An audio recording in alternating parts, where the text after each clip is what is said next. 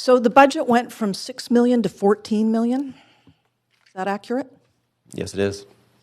That's more than double the original cost when we started this, and I'm concerned about this cost escalation. So when it became apparent that this was becoming more expensive, did staff consider reducing scope? We looked at the design, and I guess one of the key pieces of feedback we received from the public was as an appetite for this robust design, and so and we also proceeded with...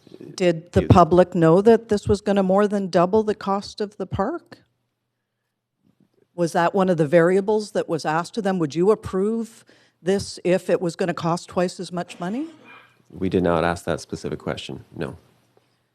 See, since we're in budget mode right now, it seems to me that those are kind of the questions that we ought to be asking. So again, people are always going to choose the most elaborate, prettiest thing if they don't realize that there's a price tag attached to it. So that gives me pause for concern. Thank you. I will point out with respect to the pricing, our understanding from our procurement team as well as from dialogue with contractors within the industry is there's been approximately 6% increase per year over the last several years for construction costs, which has had a contributing role.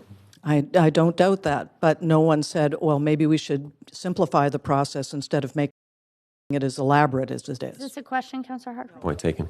Thank you. Well, If I might, Chair, just to add to this, because I did sit through some of the design iterations on this, and to say that all of the aspirations from the community they didn't all end up in the project. There was some value engineering and some culling of some of the ideas to try to bring down the cost, and so there was back and forth.